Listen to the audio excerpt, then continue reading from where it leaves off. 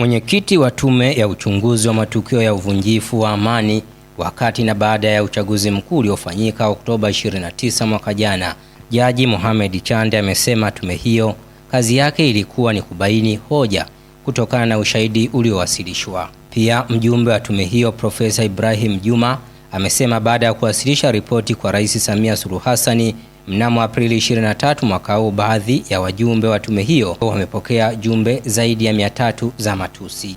Hayo wameyasema leo Jumatatu Aprili 28 mwaka huu jijini Dar es Salaam katika mkutano wao na waandishi wa habari pamoja na wahalili wa vyombo vya habari, wakifafanua masuala mbalimbali na kujibu maswali yaliyoulizwa.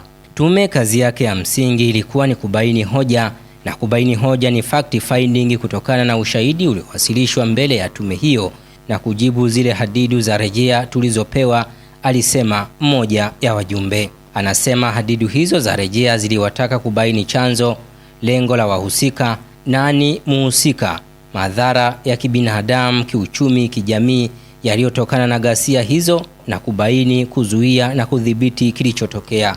Ripoti hiyo ilikabidhiwa kwa Rais Samia Suluhu Hassan Aprili 23 mwaka huu, ikionyesha watu 518 walifariki dunia wakati na baada ya uchaguzi kutokana na vurugu hizo.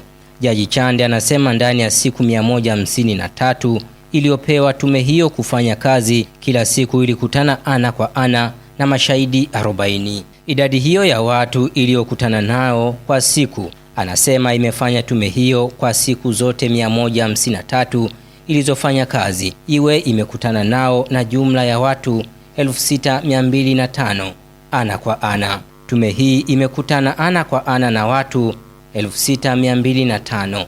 Sasa jiulize, ni tume gani kwa siku 153 imekutana ana kwa ana na watu 6205? Hakuna duniani. Sisi tumesikiliza mashahidi na kuhojiana na watu 40 kwa siku moja, anasema Jaji Chande. Jaji Chande amesema tume hiyo ilijikita zaidi katika ushahidi uliotolewa na wananchi badala ya ule wa vyombo vya dola, hususan polisi. Jaji Chande anaendelea kusema katika mchakato wa uchunguzi wao walipokea ushahidi mwingi uliowasilishwa kwa njia ya viapo, ambapo jumla ya vielelezo 953 vilitoka kwa raia, huku polisi wakitoa vielelezo 26 pekee. Anasema ushahidi huo uliowasilishwa ukiwa chini ya kiapo, ama kwa maandishi au kwa watu kufika mbele ya tume hiyo na kuapa, hatua ambayo ilisaidia kuongeza uzito wa taarifa zilizokusanywa. Mbali na ushahidi wa viapo, Jaji Chande anasema tume hiyo pia ilitumia madodoso yaliyosambazwa kwa njia ya mtandao na kwa njia ya ana kwa ana, ambapo jumla ya madodoso 4891 yalijazwa na kurejeshwa yakiwa na majibu ya maswali maalum yaliyolenga kukusanya taarifa za kina, hususan matukio ya uvunjifu wa amani. Aidha, Chande anasema tume hiyo ilifanya mikutano ya hadhara katika mikoa 11 tofauti nchini Tanzania, pamoja na kuendesha majadiliano na makundi maalum 201 yaliyohusisha jumla ya watu 3565. Kuhusu uwajibikaji, Jaji Chande amesema wote tulikubaliana tuwe wajibikaji. Hakuna aliyesema hapa na hakuna aliyesema uahirishwe, lakini nachosema uwe uwajibikaji wa haki, na tulishauriana na viongozi wakuu wa nchi kwamba anayestahili kuwajibika aajibishwe kwa mujibu wa sheria na asiyestahili kuwajibishwa asiwajibishwe. Wengine wakaenda mbali zaidi kwamba asitolewe mtu kafara kwenye kuwajibishana. Ushauri huo tuliupokea na ilibidi pia tusikilize maoni ya watu. Pia Jaji Chande amesema wamebaini kuwa swala la kutekwa na kupotea kwa watu linahitaji kupewa kipaumbele katika uchunguzi. Anasema ingawa jeshi la polisi lina kazi nyingi, ni muhimu kuwepo mkakati maalum wa kutatua changamoto hiyo ya kutekwa na kupotea kwa watu, na hilo lifanywe kwa kuanzia kwenye mizizi yake. Tumeona kwamba katika upelelezi unaoendelea wa kesi za kutekwa na kupotea kwa watu, pamoja na mafanikio ya kuwapata wenzetu waliopotea, waliojipoteza au waliotekwa, kuna umuhimu mkubwa wa kuwa na mkakati maalum wa kutatua changamoto hiyo, alisema Jaji Chande.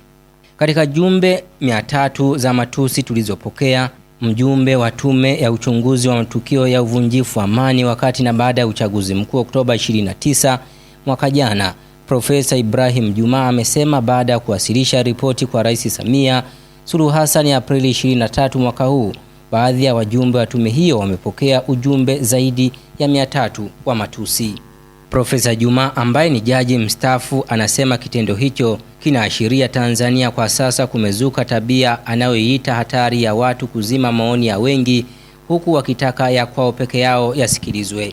Jaji Ibrahim Juma anaendelea kusema tabia hiyo imedhihirika hata baada ya kuwasilishwa kwa ripoti ya tume hiyo.